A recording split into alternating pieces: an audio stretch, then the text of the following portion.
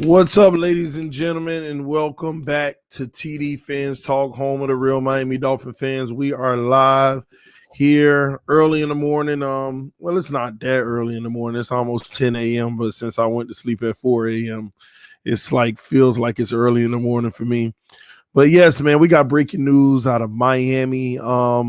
I'm going to say, even though it has been confirmed, I'm still going to say reportedly because of the last fake little piece of news that even ESPN got thrown off by. But Chan Gailey has reportedly resigned as the offensive coordinator for the Miami Dolphins. So it's supposedly official now that Chan Gailey is no more. We're going to break that down. We're going to talk about it. Y'all hit that like button on your way in. If you're new to the channel, let your friends and family members know about TDPHINSTALK. We're continuing to grow. We're about 30 subscribers away from 14,600. So hit that like button. Let people know that we're here, y'all. All right, man. Listen to me, man. Y'all already know how TD is. Y'all already know how TD always having these crazy, weird takes about stuff. But let me ask y'all a question.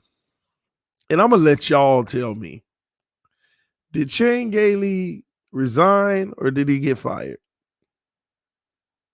I mean, really, I know technically when it all goes down, it's going to be a resignation. But did he resign or did he get fired?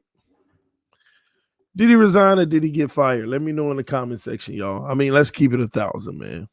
Let's keep it 1,000. Okay? What are y'all saying? Fired, both, resigned, fired. He got fired. All right, y'all. So here's my thoughts. At the end of the day, all we can do as fans is take it at face value. And Chan Gailey decided enough was enough. It's time to him to just hang it up and chill.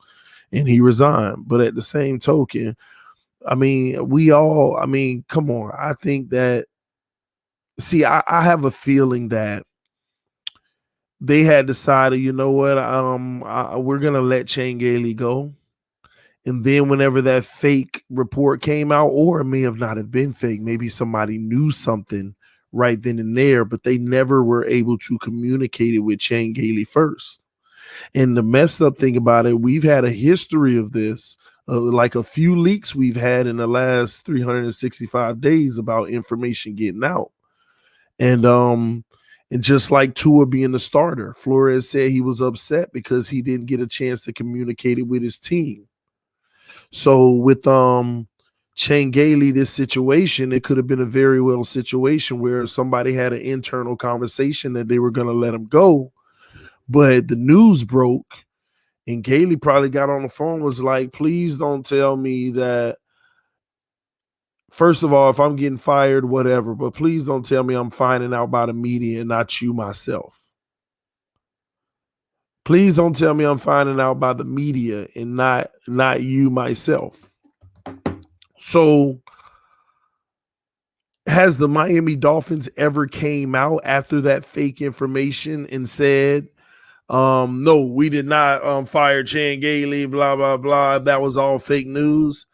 They never really ever answered anything other than Chris Greer yesterday saying, hey, I have, Brian Flores, I have confidence in his staff. I believe his full staff will be back tomorrow. Next year, blah, blah, blah, right? Listen, man, at the end of the day, this could have very well have been, hey, Chan, we want to talk to you. We do want to move in another direction, but we want to give you the opportunity to offer your resignation, go out the right way. We don't want to have a stigma over you as if you got fired in Miami. And I'm pretty sure he'll do some type of press conference or something like that that says, he came out of retirement, had a little fun, but he thinks, at the meeting with his family, he wanted to hang it up. And I think that's what's going to be the conclusion of it all. Of course, I'm telling y'all now, that's TD's speculation of it. That don't make it the case, but I'm not buying it. I'm not buying it. At the end of the day, this was simply a case of they wanted to go in a different direction. Now, with that being said, here's what bothers me. I'm actually not happy about the news. Not because I love Gailey, not because I believed in his system. None of that mattered. I'm not even talking about that. But here we go. Here we go. You mean to tell me now Tua Tagovailoa has to go through a whole new offensive system, a whole new playbook? Y'all see what I'm saying? We got now we have to go through the gauntlet of learning an entirely new playbook now, a whole new system, a whole new, I mean, come on, man. Really?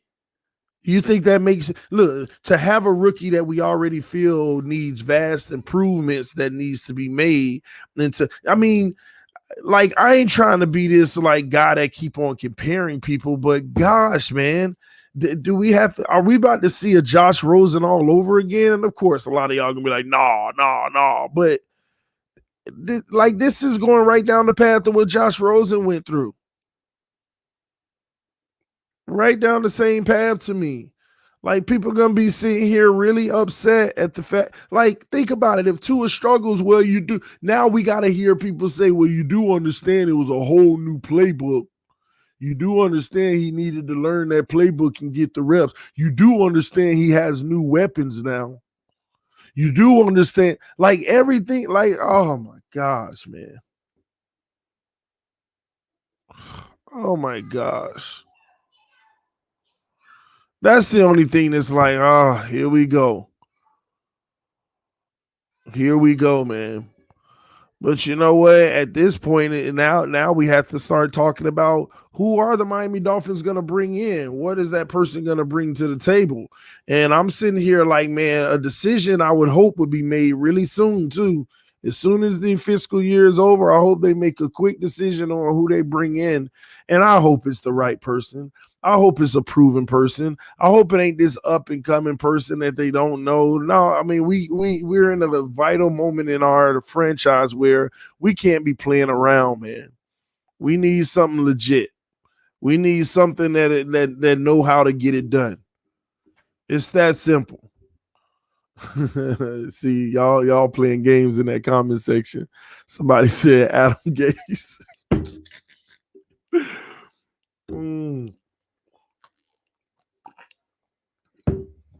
Oh my gosh, Adam Gase. Y'all funny. Somebody said Alabama's offensive coordinator. Man, that would be crazy. That would be crazy, man. TDB positive. There has to be a reason.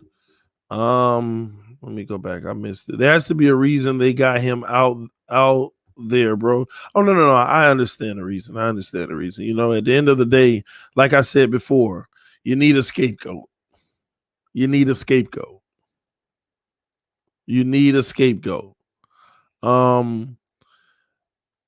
Gailey, I hope listen, man, time will tell. Time will tell. I disagree with TD more than I care to admit, but he is spot on with the Josh Rosen comparison. Charles, isn't this the like right down the right same the exact same situation, same road. The rookie that struggled in his first year. The only difference is Tua had a whole lot more than what Josh Rosen had in Arizona. And that could have something to do with why his numbers were a little better. He got more cracks at it with a good defense and different things like that. But now we're dealing with new coach, new offensive coordinator after the first year. Now I hope it doesn't go down like it was with Josh Rosen. I hope they don't draft another QB at number 3 and then ship Tua out of there. And even if they did draft a quarterback at 3, at least keep Tua, give him his opportunity next year. I don't believe in giving up on somebody after year 1. I've only advocated for bringing in insurance. That's all I've ever advocated for. They'd be fools to give up on Tua Tagovailoa after that one season. But I personally feel like they'd be fools to not go get insurance as well. So, Come on, TD, comparing this situation to Rosen is outrageous. Well, maybe you should run down the list for yourself. What's the difference? Like, if you can go in the comment section right now and start listing the difference between this situation and Josh Rosen's, outside of the fact Tua had a better team around him than Rosen, then we can talk business. So if you want to start listing the differences between the situations, I'm all ears. I am all ears. All right. So we didn't bring in a whole new front office. That has nothing to do with what happens on the field, though. It has nothing to do with what happens on the field. Resign or resign.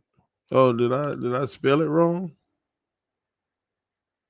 I don't know. Did I spell it wrong in the comment section? I put Gailey resigns. I don't know what this guy talking about. Rosen was a rookie. Yeah, just like Tua was. All right. Gailey wasn't good for Tua. The offensive coordinator wasn't good for Rosen. You know, Rosen was replaced by two staff. Man, I ain't even gonna go back and forth about this comparison. Honestly, I'm just talking about the logistics of the simple fact that too much moving parts for a young guy to be in the middle of all of it. Rugg said, TD, this might be what's best for Tua. Maybe, but that's not what I'm saying here. It may long-term wise be what's best for Tua. My only thing, like, mentally that got me, like, scratching my head is that if he struggles next year, does this constitute a whole nother excuse? Now, y'all let me know that. If he struggles next year, are we allowed to use, well, it was a whole new system. It was almost like his first year recreated. Are we allowed? Is anybody allowed to use that? Is that fair? Is that fair to say? You know, that's all I'm saying. That's what I want to know. If next year he struggles under the new OC and you know he struggles with the playbook and different things like that, do we say he needs one more year because this is really like his rookie season? Like, do we start moving the goalposts and stuff like that? That's all I'm saying. I don't want no excuses next year because the further away from opportunities to get a insurance policy we are, the worse our future is going to be. Y'all don't understand. The decisions we make today are either going to set us up for long-term success or set us up for long-term failure. Why you think I'm so adamant about getting insurance and getting another quarterback just in case?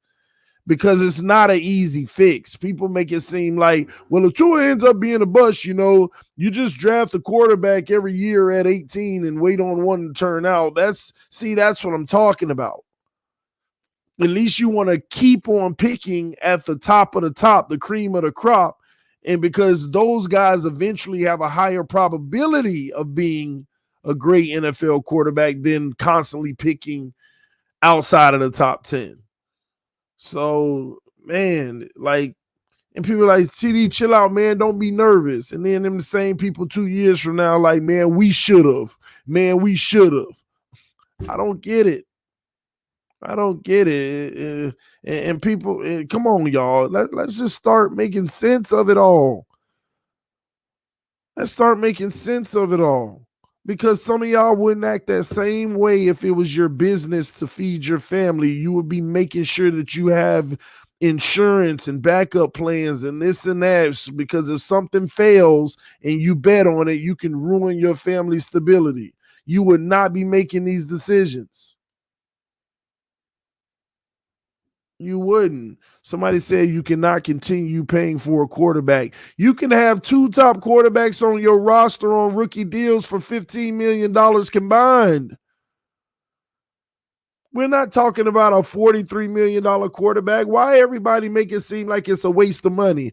It's no different from having Fitz on the roster making $7 million. It's almost the same thing. So stop talking to me about money having two top quarterbacks on your roster. That's why you should be doing it, because they're the cheapest they will ever be. You can't pay two. It's like we could have two number ones totaling 20 million and it's still less than all these guys out here making 45 million. I don't get it.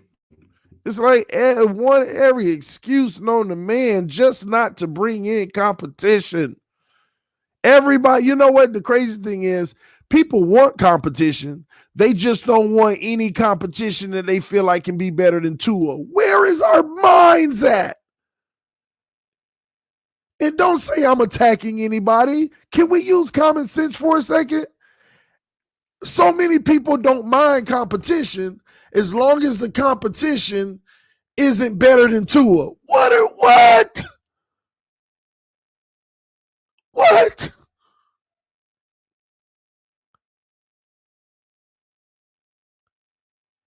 Do you want the best guy you can find?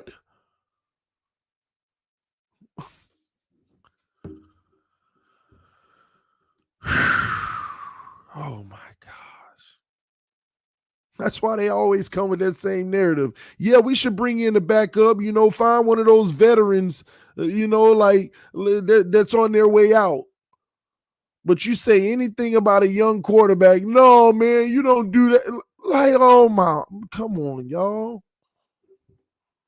What are you scared of? Especially those who love Tua. What are you scared of? Where's the confidence that no matter who you bring in, he's going to beat him out?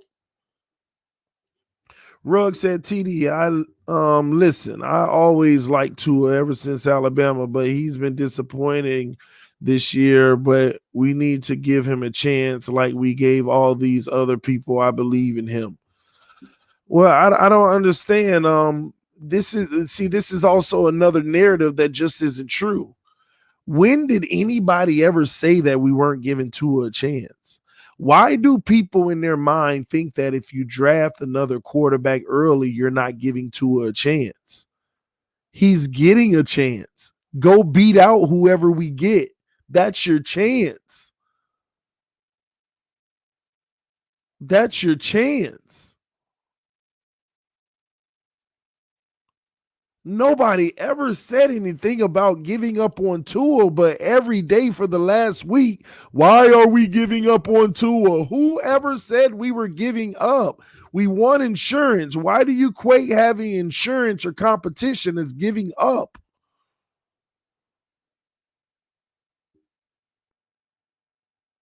It's not the case.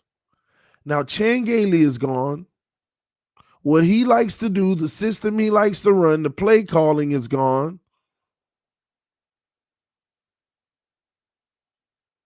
And we're going to have another OC, another system, new plays, new terminology. And we're going to be throwing everybody a playbook saying, hey, here's square one, learn it.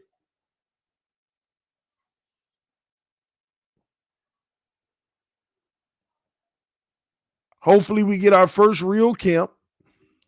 And I'm going to be honest, I don't know about that. You don't think that this offseason is still going to be a little bit different? With COVID going on, you don't think this offseason is still going to be a little bit adjusted? It's still not going to be traditional?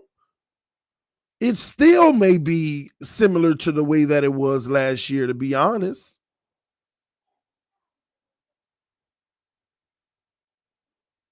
People don't even realize the numbers are higher now than they were when we first shut down and when we first shut the NFL down.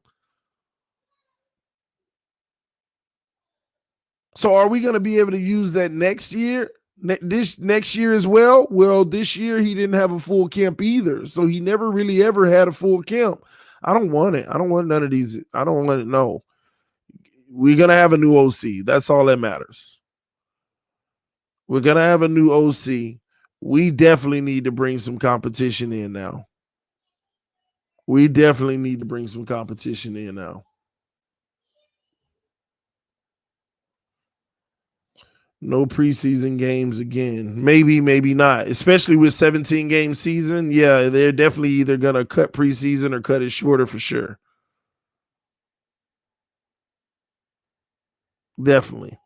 And again, I'm not, disappointed that we what I believe is fired, but whatever they want to call it, they can call it resignation. It's just like in Washington, all these people that resign every time you have a president, they're really getting fired, just told to resign so that they do it on their own terms. It helps their long term um, resume. Um, I don't have an issue with the firing of Chan Gailey, resignation of Chan Gailey. I have to always put both of them in there. But again, this is going to be a firecracker off season. There's going to be some things that happen none of us saw coming. I already know it. There are going to be some things happening that none of us saw coming. This is probably going to be big news off season. You're going to probably, I wouldn't even be surprised if you lose Dolphins players that you wouldn't have expected and you gain players that you wouldn't have expected. Don't forget when they bring their new OC in, you know how we're like, oh, we need this, we need that, we need this. No, that new OC is going to collaborate and talk about with their system the type of weapons they need. So we can speculate if we bring this in and we bring that in. Remember, some receivers are good in certain situations and some are better in others. So this OC and the type of style football like that, like we might even bring in a power run game coach. I mean, y'all don't even know yet. This is so loaded because y'all really have to be smart about this. This organization might even say, you know what? Again, I don't mean to bring up Tannehill, but this is fair. We look at Tua like a Tannehill where he needs everything around him. He can be successful. So we're not going to put much on his shoulders. You know what we're going to go out there and do? We're actually going to put all our eggs in the basket of trying to have one of the best O-lines in the league, and we're going to bring in one of the best backs that we possibly can. We might actually literally get the best running back in the draft. You never know what direction that they want to go to protect Tua. They may go get him weapons and say, we're going to put it on your arm. Or they may look at this year and say, we can't put anything on your arm, even with weapons. What we're going to do is we're going to go get you a great run game. And then we're going to allow you to stick it to teams and play action or whatever it may be. See, that's what people see. We're all in this mindset that everything has to start and end with Tua. We think that everything has to start and end with Tua, when the reality is they could literally be saying Tua is our guy, but we're going to go have a game where Tennessee Titans, we pound that football. We're a run first team. And then Tua's going to stick with the play action. Take pressure off of the young guy. Give him more time in the pocket because that's what play action is supposed to do. You never know what direction this team may be going in. We all just automatically assume it's all about Tua and they're about to go get him weapons and we're about to be the Brady, bam, bam, all over the field. You never know what direction we're going to be headed in. So that's why the offensive coordinator is going to be, it's going to be important. Like you might literally get an offensive coordinator that is run first, that is all about that run game and play action, power O-line. Panay Sewell may be going at number 3 to Miami Dolphins. Number 18 might even reach and get the best running back that they can get in the draft at number 18. Telling y'all, you never know what direction we're going to go, but your OC that we select may give you a huge indication. May give you a huge indication. So remember that. That's why we're back at square one. We could talk about, if we get Waddle, we get, this, that, the Heisman, all of that stuff. We can talk about that. Devontae, we could talk about it. We could talk about that all we want. But you know what? Here's what I need y'all to understand. In a power run system, Devontae Parker would eat even more.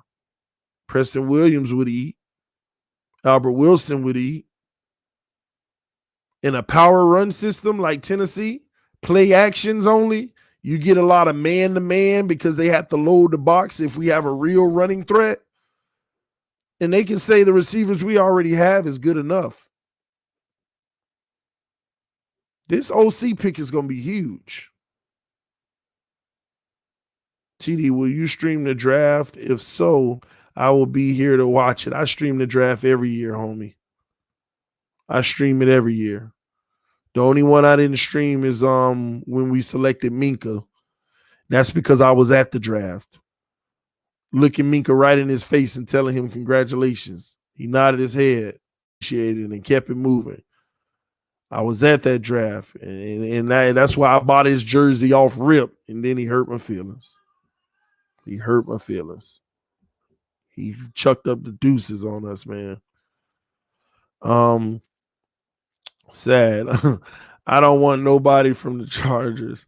We need to take a long look at Chargers OC. He's available. Also, if it were me, my free agent priority should be Hunt. He's regretting it. Maybe, Mike. Time will tell. Where he been at? You stream every year? Yeah, I mean, since I've been doing YouTube, I've streamed the draft every year. Except the Minka draft, remember, like I said, well, actually, I started the channel a month after Minka got drafted, so I wouldn't have streamed it anyway. The channel started after that. TD, I got to go to math. Take care of business, Miles. How savage would it be for the Fins to hire O'Brien as our OC, the guy who was on the – oh, Lord, it went fast. The guy who was on the wrong end of one of our best trade in franchise history. Listen, if he can make that trade in the first place, I don't want him nowhere near the Miami Dolphins organization.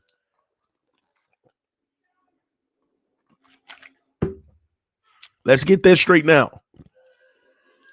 Anybody associated with making that trade with the Houston Texans on the Houston Texans side, I don't want him nowhere near the Miami Dolphins organization. That was the dumbest decision they could have ever made. Dumbest decision that the Houston Texans could have ever made. Giving up 2 first-round picks and 2 second-round picks for Laramie Tunsil. Now, I ain't saying Laramie Tunsil was a scrub, but come on, man. The value is about 1 first, like 1 first and 1 set, like maybe 2 firsts. Bam, end of discussion. But 2 firsts and 2 seconds?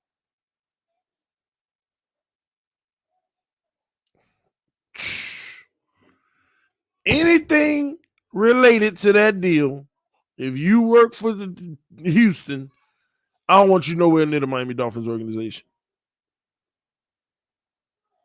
Unless you were working on the inside and you knew you were coming here one day and you was hooking us up. I don't know. Maybe that was, then that's different, but only they'll know that.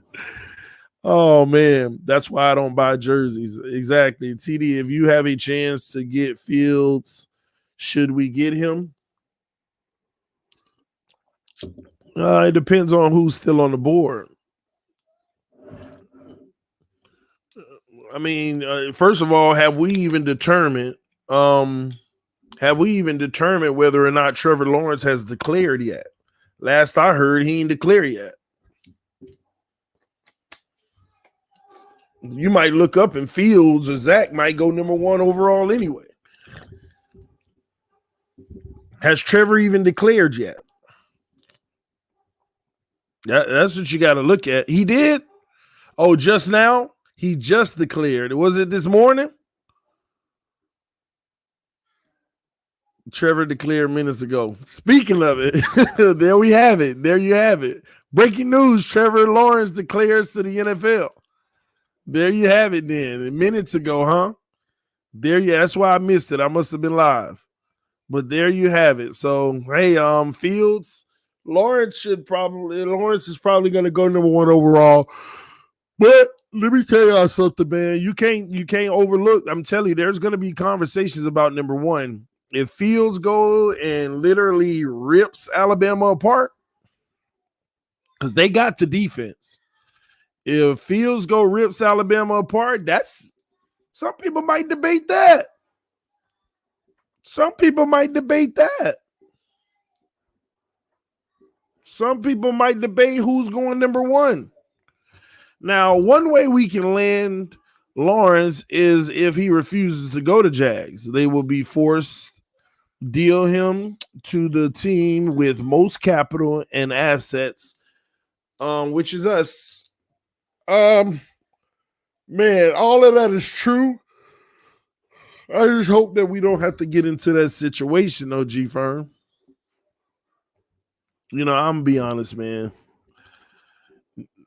Okay, I'll be honest with you. Okay, using a whole bunch of draft capital to move up to number 1 to get Trevor Lawrence, now that does officially mean you don't believe in Tua. Let's get that straight. But just using the number 3 overall, like think about it. To go up to number 1 to get Trevor Lawrence, you got to give up number 3. You might even have to give up your first rounder next year. Okay? Maybe even a second on top of that. Now, if you did that to go get Lawrence, then you definitely don't believe in Tua. But if you got a quarterback at number 3 with just the number 3 pick, I still feel like that's not bad insurance. It don't mean that you don't believe in Tua. But that's the difference. If you leverage in the house to get Lawrence, Tua's done. But getting the Fields at 3 does not mean Tua's done. It just means that they're serious about bringing in formidable competition. Because here's what gets me, y'all. If you're going to make people compete at a position, right, you're going to bring in guys that aren't far from each other. You don't want to bring in guys like think about it, y'all. That's like bringing in Derrick Henry, right? That's like having Derrick Henry be your starting running back, right? But then you bring in Patrick Laird to compete with him. That don't make no sense. But if you got Derrick Henry and you bring in Saquon Barkley, now that makes sense. That's real competition. That's real competition. Tannehill would never competing with no Brock Osweiler. That's why it's official that Tannehill never had competition to push him. He was never competing with Brock Osweiler. Just like in Tennessee, Mariota was the starter. They brought in Tannehill. That is real competition. A real threat to take your job. Competition is only bringing in guys that may not be better, but they're a real threat. They are a real threat. So when they say they want to bring in competition at every position, that's why I don't get into all these people trying to bring in this old veteran to compete with Tua. What is an old veteran? That ain't competition. You are the Tua knows he's not going to be replaced by somebody who's already on their way out the door. Competition is meant to push you to make sure that you fight for what you've earned, for what you get.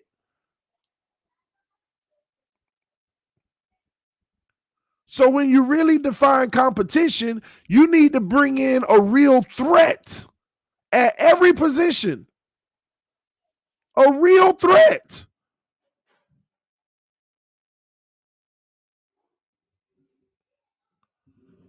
One that's going to make you feel like my job ain't safe. I got to be on top of it. I got to really make right decisions. Like you on edge the whole time because you can't get this wrong. Pressure. Real pressure. So if Greer's going to be walking around here talking about, We definitely want to bring in competition at the quarterback position. What does that mean? What does that mean to bring in competition at the quarterback position? You can't tell me you finna try to go bring in Dwayne Haskins. That ain't no threat. You have to go get a good quarterback that you believe could be a guy one day. I don't care if it's the 5th round. I don't care if it's the 5th round. But if you believe that you can develop that guy, then maybe he is a threat. Thomas Breeden with the donation. How about use free agent plus early draft picks to get some weapons and look at Kyle Trask at R2, round 2 or 3 as a safety net QB with potential to step up if Tua flops. Listen, that's interesting. That's interesting, Thomas. I mean, that ain't bad. See, I ain't opposed to that either. I like Kyle Trask. I've seen a little bit of his work. I haven't studied him in depth, but with what I see from him, I like his work. See, that's a guy that you could bring in, because after looking at Tua's first year, this guy may be able to perform like that or better as well. So that's competition. That's competition. Definitely. So, that ain't bad. I like that, actually. Got me over here thinking, but yeah, I like that. See, it doesn't have to be the 3rd pick. It doesn't have to be the 18th pick. It could be a 2nd or 3rd rounder, as long as you feel like you could develop that individual. But don't be bringing in no scrub that is a long shot.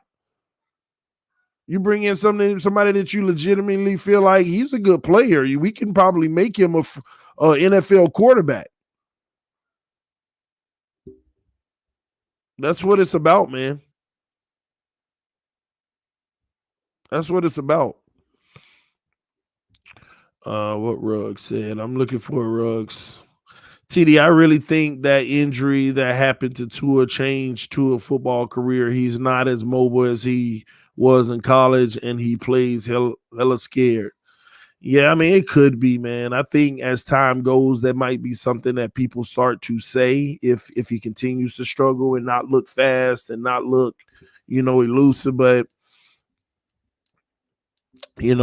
or it was just a first year jitters, and next year he's going to look faster, quicker, sharper. It's one of them things where, again, time will tell, because, you just don't know until you see what you see. Tua is the guy. Build around him. Absolutely. You definitely build around Tua. If he's the guy, you build around him. The thing is, I don't think about bringing in a quarterback to replace Tua. I think about bringing in another quarterback to compete with him, to push him, and be insurance just in case he isn't the guy. And not only that, I mean, everybody keeps ignoring the bigger obvious. What happens if Tua goes down?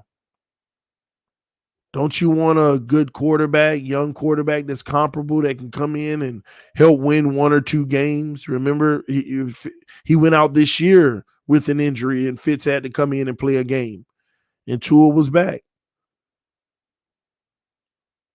So there you have it, man. I'm just saying, you can't forget the injury factor as well. Tua didn't get hurt, though. What are you talking about? He had an injury this year that sidelined him. Am I tripping, y'all? Am I tripping? Didn't he get hurt? He wasn't sick. First it was his foot, then it was his finger. It was his finger. He had they didn't even like how he was throwing in practice. It was affecting him. Yeah, he got hurt. Yeah, he got hurt. Yeah, the thumb. So yeah, he got hurt. What are you talking about? He missed the game. Almost missed 2. That was when the agent said headed to Miami to watch Tua play, right? Remember? Somebody said you be reaching. I mean, I'm thinking about what I said in the last 5 minutes. What was there to reach on? I'm reaching because I want him to have competition. I'm reaching because I want to have a backup just in case he gets hurt. I'm reaching because I want somebody to push him. What am I reaching on?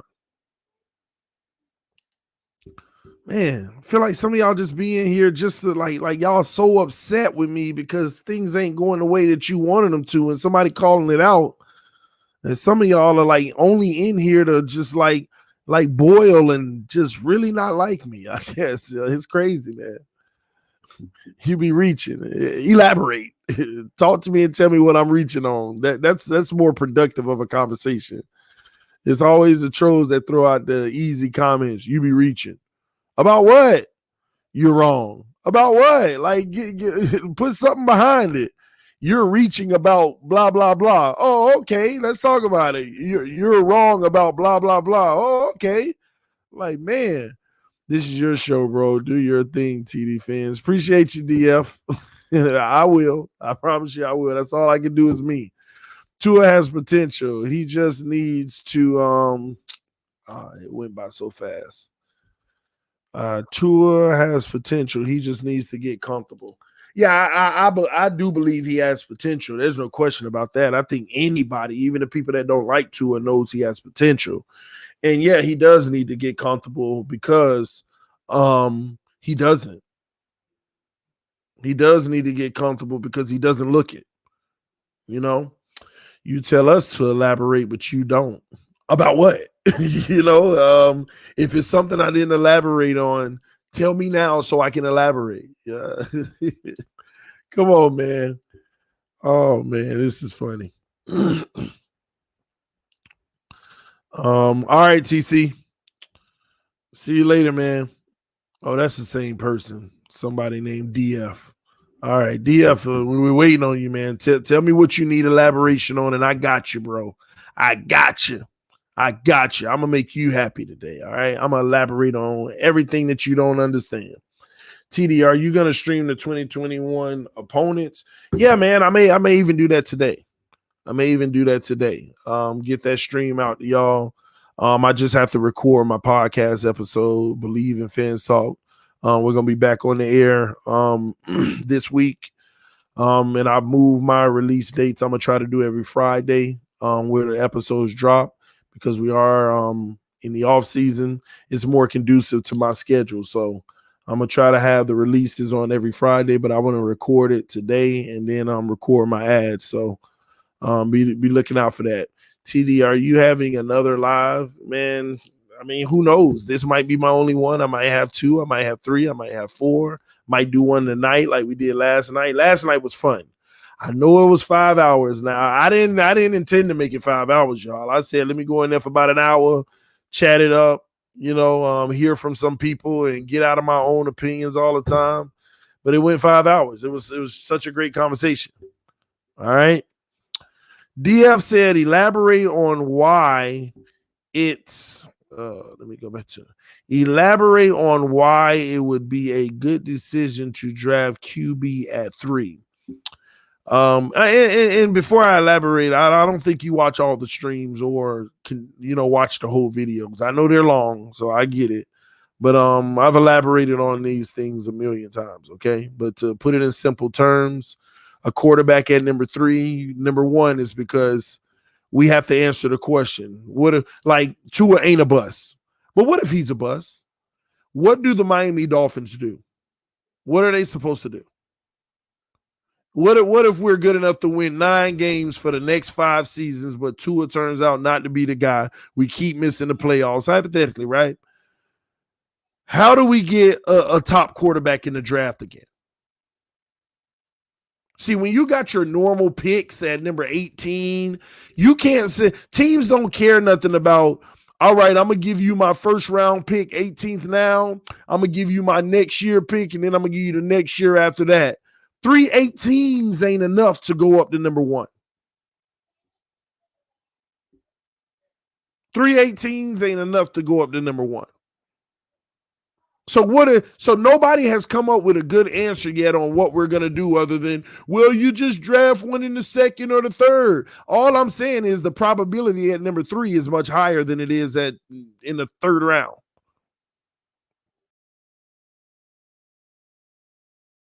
Probability is much greater. So you want to get this right. So with that being said, We're never going to have these assets again. These are profit assets, by the way.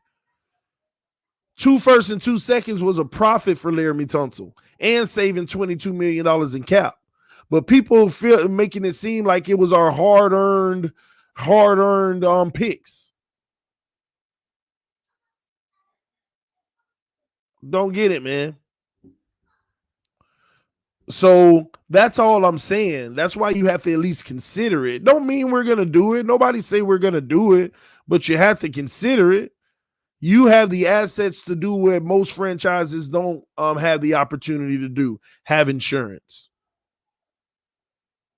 Why you can't take it out? Why you can't use your insurance?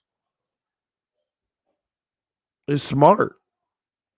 Bro, getting a QB like Fields at 3 will have Flores and Greer fired.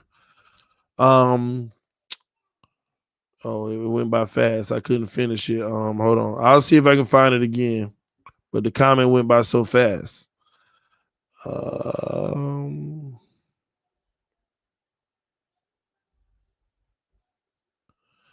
Give me a second. I'll find it, man, because I want to finish that comment. Oh, dang, it went by that fast. The comment section moving. Okay. Having a quarterback at 3 will get Breer or Flores fired when you have Tua on the roster. And if Tua doesn't turn out and then all of a sudden Fields come in the game and he's our future and becomes one of the greatest of all time, how would that get him fired? You don't know. You don't know. Like people act like they know the future. I don't even know the future. That's why I'm prefacing it as insurance just in case. You don't know the future. So a move like that could also turn out to be genius. It could turn out to be genius, man. TD enable slow mode, man. You're gonna have to tell me what that means. Because you keep putting that in the comment section like every stream, enable slow mode. What are you trying to get done so I can help you? The homie Arkeed says some people just can't handle other people's opinions, bro. LOL. Yeah, I know.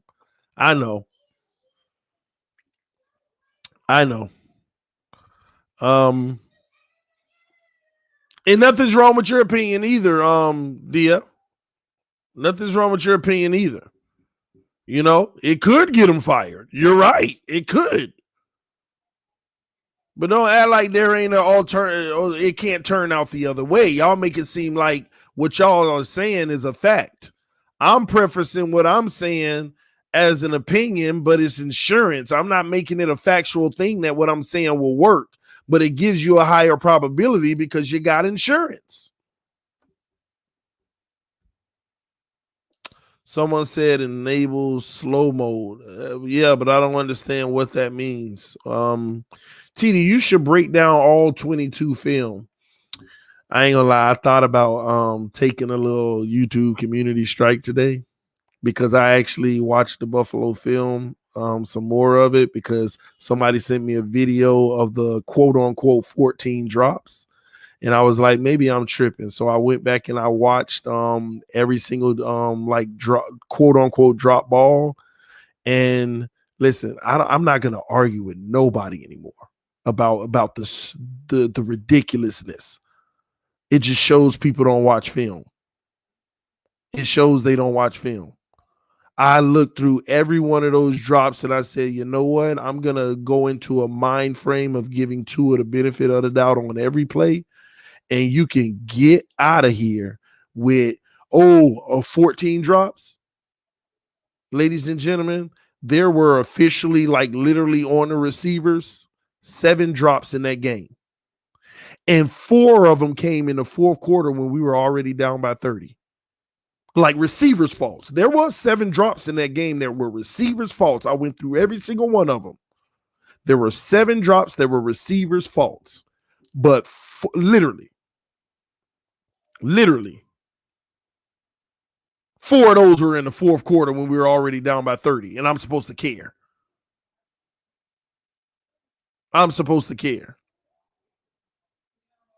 Somebody says 7 is terrible. Yeah, it's terrible. But in the meat of the game, 3 drops in 3.5 quarters. 3 drops in 3.5 quarters. And 10 bad throws in 3.5 quarters. See, we could talk about the 7, but let's talk about the 3 in the real meat of the game when you had a chance. 3 real drops versus 10 terrible passes. 3 real drops versus 10 terrible passes. Terrible passes.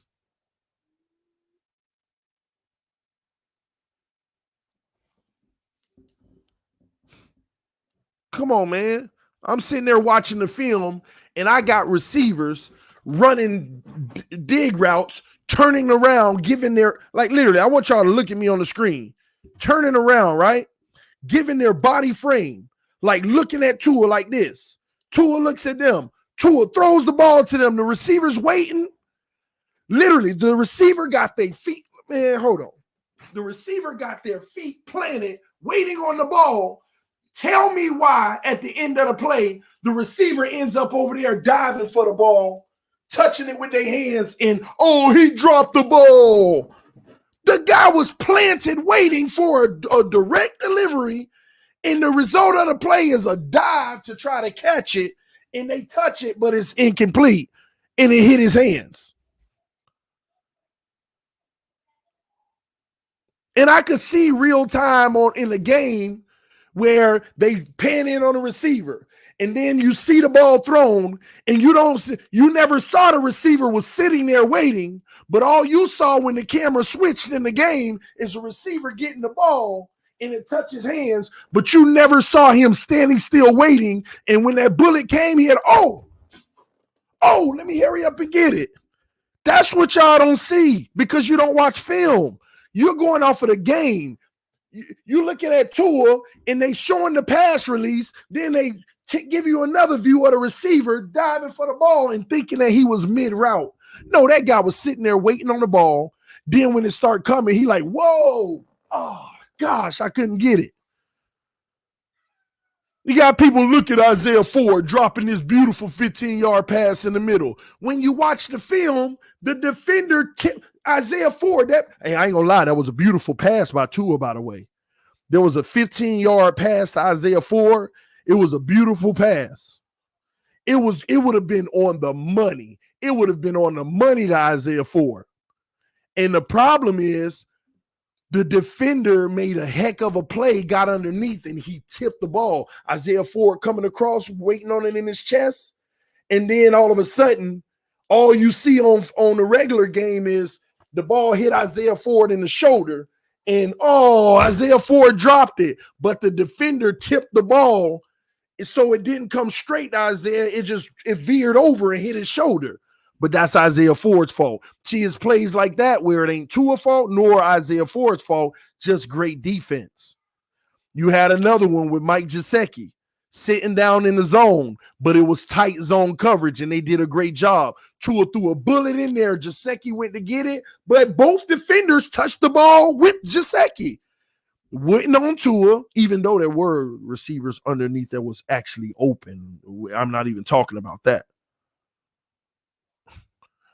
I'm not even talking about that there were wide open receivers underneath on that play. But Gesicki didn't drop the ball. It was great defense. They were there at the same time as Gesicki. So one could argue, why would you even throw that? Especially when you look at the film and guys were underneath.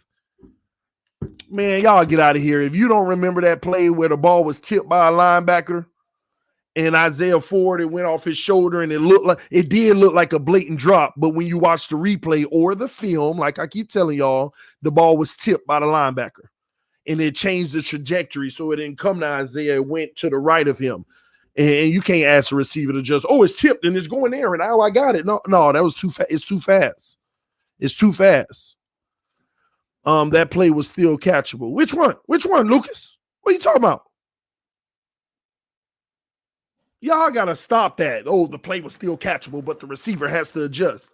You see, now y'all being ridiculous. You don't want to be wrong in the fact of where you want to place your blame. Stop it.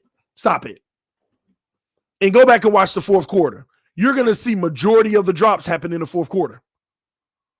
Majority of the drops when we're already down by 30. And I'm supposed to care about that? The trash time that didn't matter anyway? I'm supposed to care about trash time that didn't matter anyway? Y'all just using the fourth quarter to amplify your and you wonder why PFF have the drops lower. You wonder when somebody evaluate the film and they see every angle and what really happened, why the numbers show it different.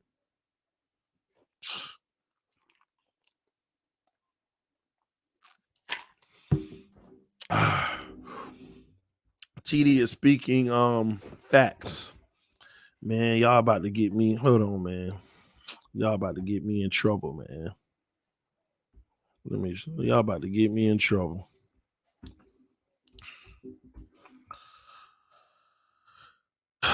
Y'all about to get me in trouble, man.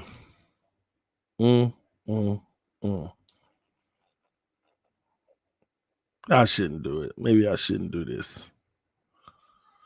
I should not do this.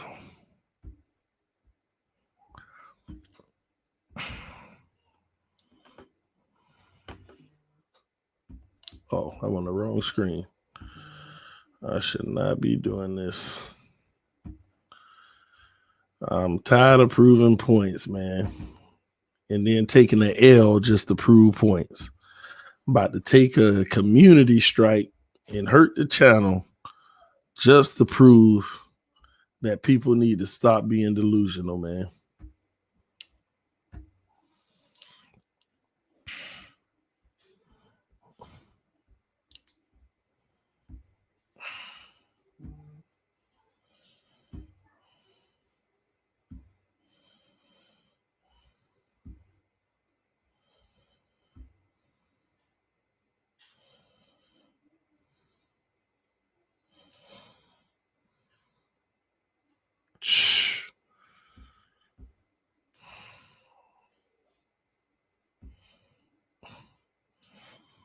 See, you know what? I can't do this. I'm not gonna do this.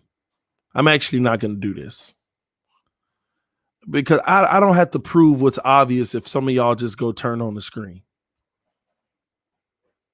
I mean, look at this very first play. The very first pass through in the game. Look at this, y'all. He's already looking over there. He already has his arm up. He already has wide open receivers. This is about to be an easy completion. But I have to go prove my point. What the heck do y'all don't see this right now, but the ball is right here where my mouse is. The ball is right here where my mouse is. Do you see my mouse just moving on the screen? The ball is right here where my mouse is. And I got to go through, y'all want me to go through all this film to keep on showing you stuff like this. It's amazing to me. Hold on, let me go back a second. 204. Hold on.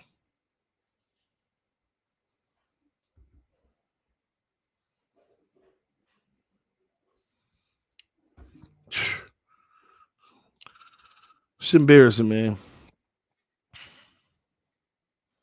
It's embarrassing. I mean, listen, throws don't get easier than this in the NFL. Throws don't get easier than this in the NFL. Throws don't get easier than this in the NFL.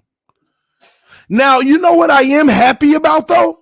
I'm happy it wasn't close enough to where this receiver could have came back and got his fingers on it, because y'all would have said he dropped the ball. I'm glad that Bowden, when he started, like Bowden had to run backwards.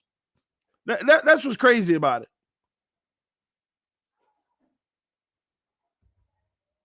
Bowden had to run backward. I'm glad Bowden didn't run so fast that he tipped it trying, because it would have been another drop pass by y'all. Yeah, that's what y'all would have said. Turn it off, TD. That's what I'm saying, man. I'm not finna go through this whole process, man. Just proven over and over via film. What happens on 3rd and 5? Sack, takes a sack. And I remember in that game, I said, we're already in field goal range. All he has to do is not take the sack. If the pressure come and get rid of the ball. But you know what? It ain't his fault on that sack, though. That was terrible coverage by the O-line. When I evaluated that one, that was just terrible coverage by the O-line. That was bad by the O-line. Like if we broke that down, you would see the O-line. Well, actually, they sent the stunt blitz. It looked like they were sending 6. And they overloaded the right side, but then they end up coming through the middle. So we had an overload blocking on the left, and the guy actually came through free. So good defensive scheme by Buffalo on that one. That was all Buffalo. That was the scheme.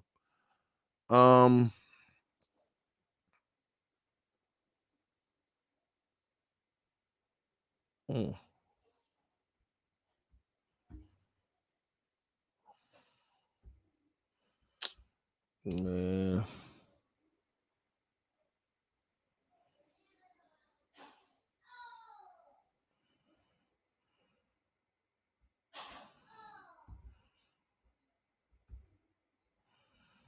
I'm gonna have to start speeding these up. And I just hated the play calling on this drive. I know we were trying to get out of the end zone area, but we had 2 runs where I thought they should have put the ball into a hand to begin with. And then he had a completion on 3rd down, on 3rd and 10. But we had to make a quick throw to get rid of the ball. And I ain't gonna lie, let me tell y'all something. This is I ain't trying to nitpick Tua, but this is something that I think he has to work on. Like, you already know on a 3rd and 10 situation, you know where your hot routes are. You know where you want to go with the ball with this formation. And let me help y'all understand. We know we're going to stop right here. We already know that you're not going to get Gesicki and Parker on this. He already knows that. He's faking the handoff, but looking at the defense. We already know that these guys are not, you know what? They're playing it well. We're not going to these guys. He already know that he's going to hit this check down. But sometimes I feel like he hits the check down too late. Like, let me give y'all an example. Play, stop. The ball should be on its way right here. The ball honestly should be on its way. He sees it, but he's not throwing it. He's waiting all the way to this guy clears past the 2nd hash mark. And I think he has to be, see, look, we still ain't got the ball out. Back there with the pressure coming and all, and this guy been like, he was kind of open at jump. So he has to go ahead and get that ball out, man. He has to go ahead and get that ball out, because you give that receiver also a better chance to get yak. And look, that sucks too. That sucks too. The receiver, it wasn't even a good throw. Watch the receiver on this play. Watch the receiver actually have to come lose 2 yards to get the ball. He didn't even hit him in stride. Watch the next play, what I'm talking about. The receiver has to come in 2 yards. Watch this. Pause. Wait. Pause. You see where the receiver is? Past the line of scrimmage. You see that? Watch, he has to come in to come get the ball because it's not even thrown accurately. Why did he have to go backwards to catch it? Because the Tua sailed the ball too far out. He had to go get the ball, and instead of him running in stride trying to pick up the first along the sideline. And Tua will get that. He got to get it out quicker in those situations. You can already, once you surveyed on that RPO, Gesicki and Parker had no shot. Once he knows the playbook, these are potential first downs that he's going to get next year. These are potential first downs that he's going to get next year. He has to make those play. If he threw the ball earlier and it was more accurate, we still had a chance to pick up the first down on that. Here we go. RPO. We got to run up the middle.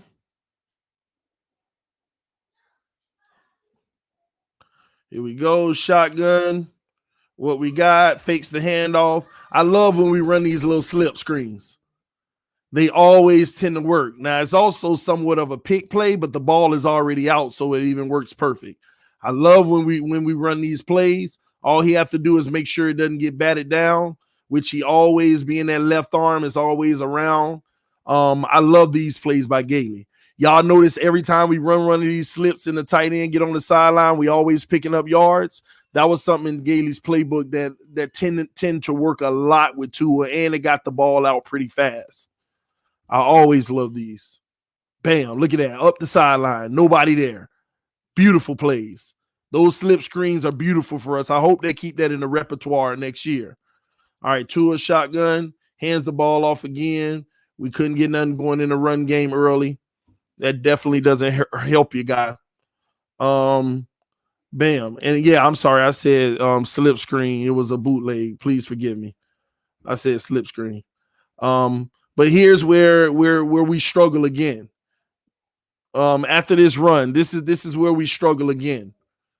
This is where it's like, it gets frustrating. 2nd and 10, we already behind with the run game. Pause. Beautiful pocket. Clean pocket. Clean, beautiful pocket.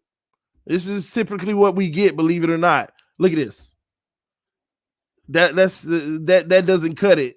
That doesn't cut it in the league. That doesn't cut it. Let's see it again, because he also pump fakes. That's what's interesting too.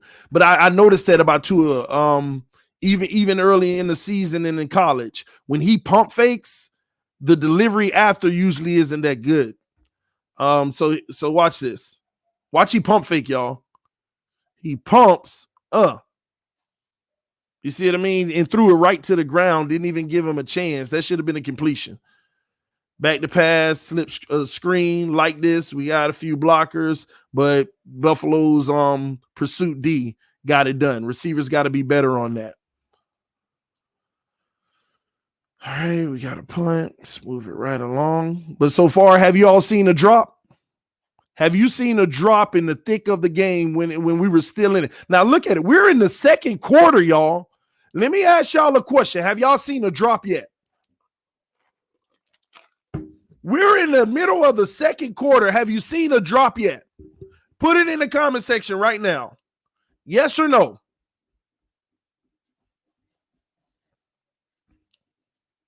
Yes or no? Put it in the comment section. Have you saw a single drop in a quarter and a half? I know it still ain't much. It ain't been too many plays. Why? Because Tua's made some big errors already.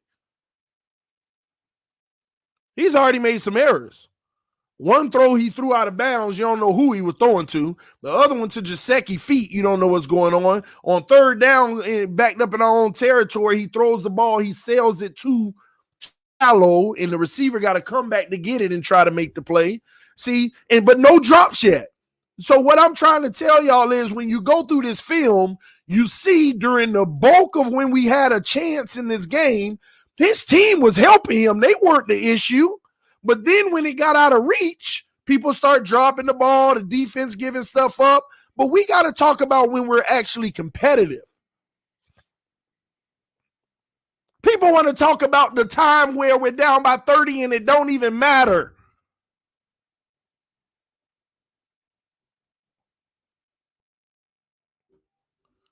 We got to be honest. Like this is why I be mad that I even have to go back and forth and argue with people about what you can go pull up and see for yourself and then tell me you're lying. That ain't what the tape say.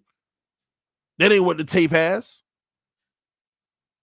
TD, just stop. Stop what? Telling the truth? You don't like it, do you? It bothers some of y'all to see the truth. What do you use for tape film? All 22. I just pulled up Sunday Ticket right now because it's easier access for me. The replay of the game. I just pulled up Sunday Ticket. I have several options to watch film. The all 22, I can do different angles. They show you different angles and everything. Come on, man. Yeah, we got to start being honest with ourselves. Now, things are going to start to get out of control, and this is where Miami starts to make a few mistakes. Halfway through the 2nd quarter, Fakes the handoff slant. And listen, that was a caught ball, but what y'all didn't see, it was tipped at the line of scrimmage. It was tipped at the line of scrimmage. Let me show y'all, because the receiver actually had to wait. Now, some people would say that this is a bad pass by Tua, but they won't notice. See, I'm going to call out everything because, hold on, let me stop right here. The receiver was running a slant. The receiver should have been catching the ball over here, but instead he had to stop and catch the ball. So a lot of people, they like, oh, that's a bad pass on Tua. It's not a bad pass because the ball got tipped at the line of scrimmage, okay? So y'all remember that. This is one that's not a bad pass that makes the receiver have to stop and catch, because he was running a slant where he should have kept going and caught the ball. But it was batted at the line of scrimmage. That's why we couldn't get any yards at the catch on that play, because it was tipped. 2nd and 7. Fakes that, throws a quick screen. Bam, it really doesn't work. The play call, Buffalo had it all wrapped up. Good, beautiful throw, though. Quick throw. Getting the ball out quick. 3rd and 6. We take a shot. Now, this is what made me mad. Everybody talk about Gesicki dropped it. Everybody say Gesicki dropped it. Do you know it didn't even touch his fingers? Gesicki stretched out as much as he could on this play to make the play. It was just a little bit too far. Not a bad throw, but it's just this is a 1 foot throw. 1 foot lighter. You see that? Gesicki spotting the ball. The ball is right here, by the way. It has a trajectory of falling about right here. The ball is headed here. All right? Gesicki's going to try his best to catch up to it. Couldn't get it. That's not a drop. That's an overthrow. But that ain't a bad overthrow. I love that shot. I love that shot that he took. See, those are the ones you take with a grain of salt. You know what? It is what it is. He missed it. 1 foot. It's getting closer. That ain't an issue for me. That ain't an issue for me. Somebody said it was PI, but when I looked at the replay, it actually wasn't PI. If anything, it could have been offensive PI. Gesicki actually pushed off to try to get the ball. Gesicki running stride for stride, tried to give himself a little more momentum to get the ball. It actually could have been called offensive PI on that. At least that's when I watch the film. That's what I see. It could have been offensive PI. But I think now when you watch the replay as well, it just grazes Gesicki's fingers. He's trying to make a catch. I don't know if they have that as one of the drops. All I remember is during the game, oh, Gesicki got to come down with that. Everybody was going crazy. Gesicki got to come down with that, man. Gesicki got to get that ball, man. They were on Gesicki. They were beating Gesicki up because of that play. And that's what I'm talking about. Just the unfairness, man. But let's see. I want to show y'all where I didn't see it as OPI. I mean, defensive pass interference. It's too blurry. I'm telling y'all, Gesicki pushed off a little. When I watch all 22 and get the he pushed off. All right, so we got another punt. Moving right along. All right. 1st and 10. Here we go. So here we go. 1st and 10. Have we seen drops yet? Like, we're almost at halftime, y'all. We're at halftime. Somebody said this man obsessed with Tua. No, we're talking about these drops. I'm trying to show people. I'm trying to find these drops. We're almost at halftime, and it's 21-3, y'all. And we want to talk about drops. Have we put it in the comment section? Have you seen a single drop that was a receiver's fault yet? Have you seen a single drop? Not one. I'm telling you, they were all when the game was out of reach anyway. The game was over. I don't know why I always got to prove these points, but people that just want to ignore facts. I see more off targets than drops. You ain't seeing no drops. You ain't seeing no drops. None. And we're not going to talk about what you do see, though, because then they're going to try to beat me up. They're going to try to come get me. TD's just a hater. Hey, you lie to yourself, you lie to whoever. That's my favorite. If you lie to yourself, you'll lie to whoever. If you lie to yourself, you'll lie to whoever. Some of y'all lying to yourself right now. It's right here in your face. And you're lying to yourself. Man. All right, let's see what we can get better. Because we at some point we're going to have some drops by the receivers. We know that. But we want to know when in the game did the first drop occur? When did it actually start? All right, back to pass. Check down. This was a beautiful screenplay design. We got the blockers out front. Gaskins getting it done. First down. I love it. We got 4 minutes left. We trying to make something happen in this drive. I like it. We're already moving down the field. We faked it. Now, he took a shot on just a great defensive play. But if you go back, this should have been pass interference. When they played the replay, wait. Maybe this was pass interference. I think they did call it. Dang, I thought that was. Yeah, they did call it because look at us. The very next play, we moved up forward. So people are like, they're going to drop. No, that was tight coverage, first of all, and it was pass interference. So we still don't have a drop. So here we go, 1st and 10. Now we're in positive territory. We thought we were about to do something and change this game. Sail that ball high. And listen, when he sailed this ball high, I already know the critics. Oh, Tua, see, he threw it high, and a tight end should never have to jump off his feet. That's why we can't get yards at the catch. But, hey, get a kid some credit. Stop. Oh, not that one. Let me go forward. Get a kid some credit. The defender was right there in his face. He had to sail the ball high, or it would have been batted down or even picked. Stop. Pause. You see this guy right here? He's about to jump with that ball, so Tua had to throw it high, and I love how he can adjust the throw at times right on the spot. He already know he want to bullet this to his guy, and he takes up the sideline. The only reason he didn't take off up the sideline is because Tua threw it high, but he had to throw it high because watch this defender when I press play. He going to jump, and had he not thrown it high, that would have been another wasted play. So good job by Tua. Bam. Got it right over his head. Right over his head. I love it. Good job. All right, here we go. Three minutes left. Here we are at the 41-yard line. We throw a backwards pass. We try to do some trickery. We get it back the other way, and it's going to work. And we're getting down there, and we're moving. Bam, bam, bam. Beautiful. The offense is playing good. Not great. We already know where the issues come from. We hand the ball off on first down. Not a bad play call on 1st and goal. You want to try to establish the run. Things ain't doing bad.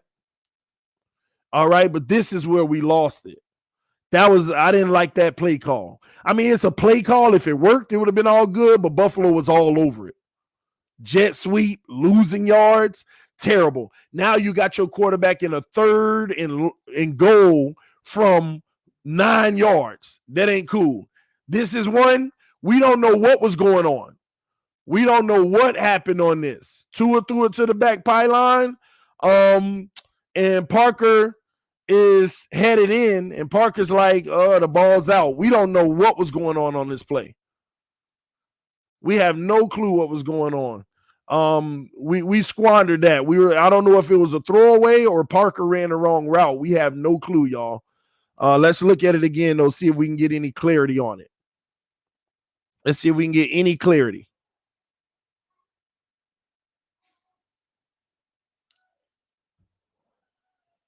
Parker releases outside. Bam. We're going to stop right here. You know what? Parker was supposed to run to the pylon the way I look at it right now, but you know what I'm going to tell y'all? I'm happy Parker didn't. Y'all see this? This is a Buffalo defender, but what you can't see off screen, this is a Buffalo defender over here. They already got him blanketed. This guy is poised to intercept that ball if Parker leads him back there, if you ask me. This safety has great position.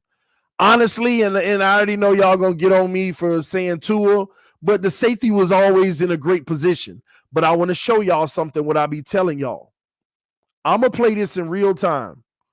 Y'all tell me, did our quarterback ever read the defense on this play? He just threw it. He knew where he was going, and he just threw it. Tell me if our quarterback ever read the defense on that deep ball. I want you to watch it real time. Watch it real time. This is what he does, just like in the national championship game when he scored that touchdown. Tua, bam. How could you have read the defense if the safety was there the whole time? Did y'all see that? The safety was there the whole time.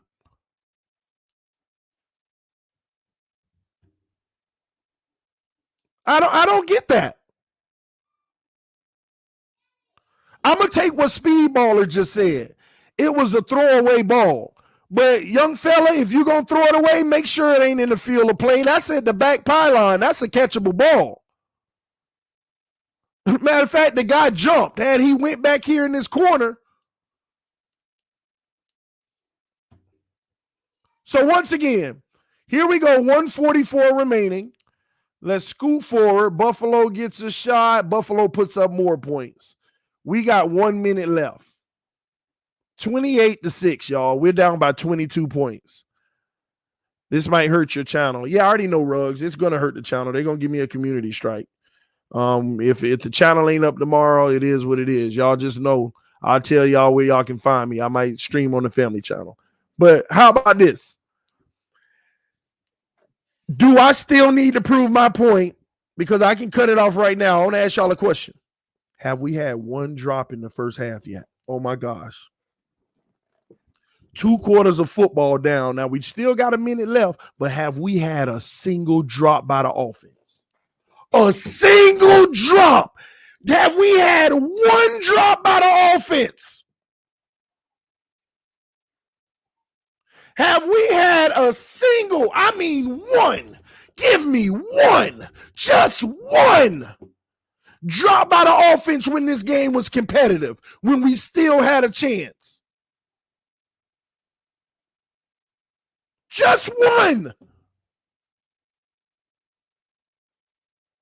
Gesicki and Parker.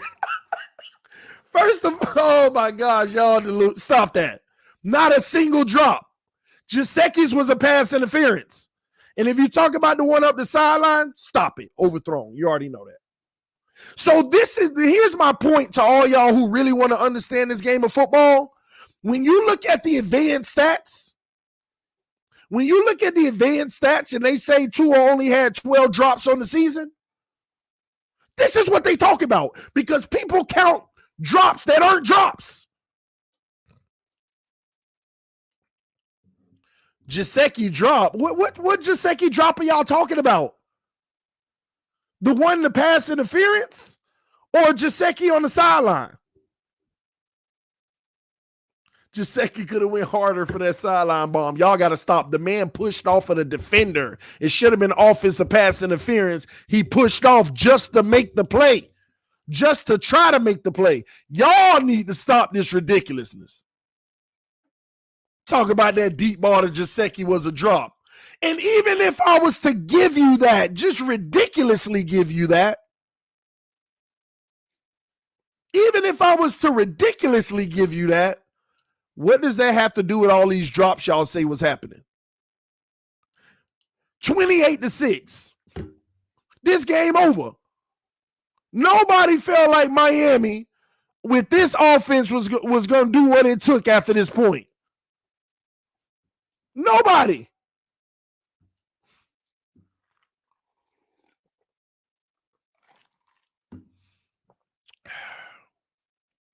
Maybe we'll get some here. Team is demoralized. They deflated. Bam. Great defense. Y'all gonna call it a drop. Let's go back to it.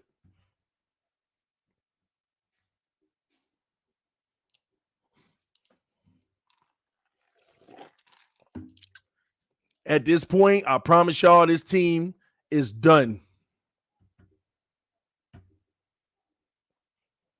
This is the play where you can give Isaiah Ford some culpability, but great defensive play. I remember the replay in real time. The defender punched the ball out. That's still Isaiah Ford's fault. How about that?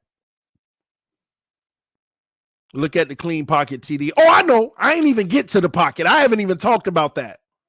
We know. It's been clean pockets all game up to this point. Everything just went disastrous later on when it didn't even matter anymore. This is a drop, y'all. We get our first drop down 28-6, but yet we want to act like Isaiah Ford now is the reason we're losing this game. Can y'all help me understand at this point of the game, why is this offense, why is this offense so bad at this point?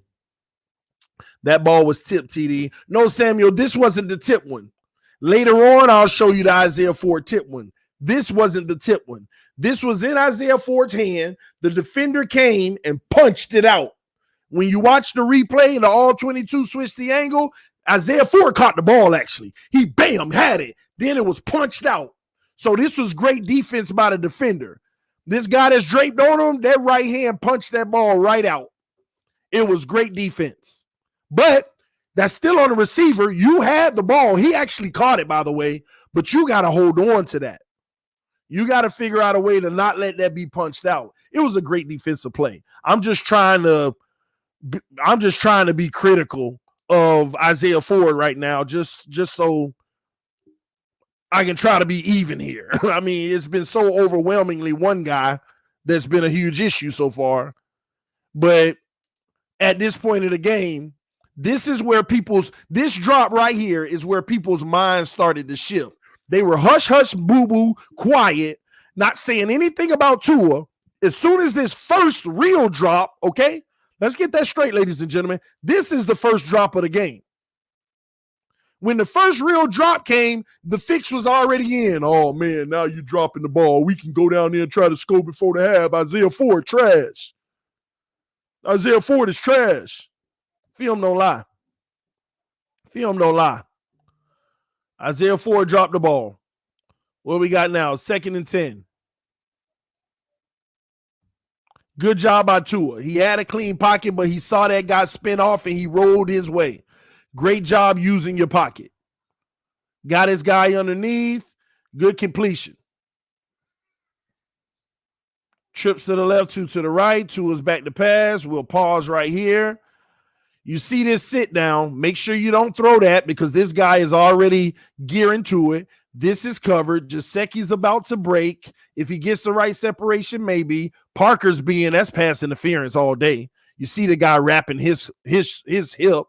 And I don't know what's going on with the defender down here. So right now, this isn't a good look for Tua. Right now, the only thing I'm looking at, because he's also cut off half the field. This is even if he's wide open over here, it might be irrelevant because he's already all the way over to the left. He's cutting off half the field. So this looks like I would never throw this ball. And if this guy doesn't have clear and Gesicki doesn't get separation, this is a throwaway. Stop. Same thing. That's not there. Gesicki didn't get clear. Parker ain't clear. Gaskins is right here. Oh, I remember this play. Watch this, y'all. Here we go. We finna argue again. Y'all gonna call this a drop. Stop. Stop right here. Gaskins is running, right? He is going at Gaskins. What is Gaskins' body doing? Gaskins' body is standing straight up, running a slant. Now, I'm not going to blame Tua for it is a bad throw, but I'm not going to blame him for it because he's throwing off one leg on the run. These are the bad throws that you excuse. But why does Gaskins have to dive for this ball? Now, I'm about to hit play. It's not on the money. He had to dive to try to catch it and couldn't get it. A diving catch. But y'all want to blame him. Look, he had to dive. He had to dive. So, honestly, I like the throw by Tua, giving us an opportunity to make a play. But that's not Gaskins' fault. We want to put it on Gaskins. That is not a bad throw to make, but it's a high probability accuracy throw. It's not easy to put it right on the money. Gaskins had to dive and missed it. He missed the ball, couldn't get it. But we want to call that a drop. We'll watch it in real time. We want to call that a drop. Watch Gaskins the whole time. Real speed. Right here. Gaskins dives. A little short Gaskins now. But we want to call it a drop. Y'all see, y'all being so, but if y'all were Gaskins fans and he was your favorite college player, you would see that. But since he's not and Tua was, no, that's Gaskins' fault. That's Gaskins' fault. Halftime is over. Halftime is over. Halftime is over, ladies and gentlemen. So I'm going to stop right there for now. What do y'all think about the game so far? The Miami Dolphins losing 28-6 in this game. What do y'all think about the game so far?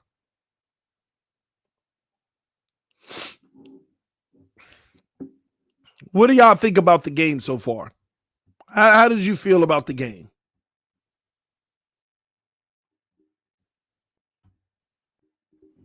Did you listen to Flores and Greer interview yesterday? Competition across the board, QB2, Justin Fields. Maybe, maybe not. We'll see. Bill's just better. Maybe. But what you think about, like tell me what players contributed to that terrible offense. Tell me what players contributed to that terrible offense. Let's start with the O-line. How did the O-line do in the first half? How did the O-line do in the first half?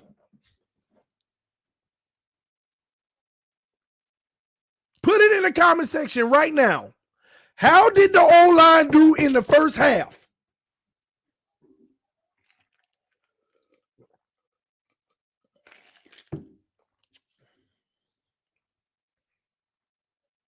That O-line did a heck of a job in the first half. 1 sack, and that was on the first drive. After he threw that ball in the air, out of bounds on the sideline, we're like, what was that? 1 sack. Other than that, that man didn't get touched the entire first half. Did not get touched the whole first half. Only had to roll out like 3 times.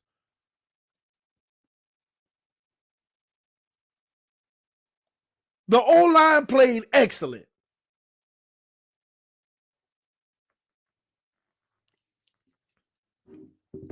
How did the receivers do? As far as catching the ball. We waited to the last 59 seconds of the half for you to see 1 drop. Let's say 2. Since some of y'all don't care about little old Gaskins having to stretch out and he couldn't seal the deal. Let's say 2 drops in the last 59 minutes. How do you feel about the wide receivers catching the ball? Because I saw them catch a lot of balls. I saw the wide receivers catch a lot of balls.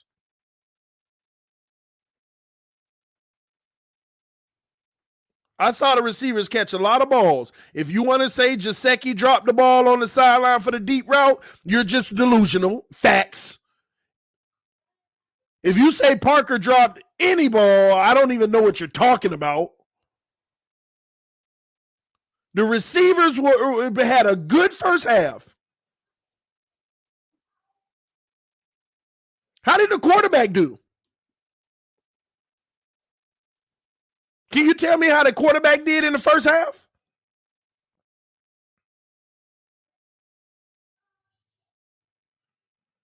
Some of y'all got a lot to say about the first 2 questions I just asked. Can you go ahead and enlighten us on how the quarterback did in the first half?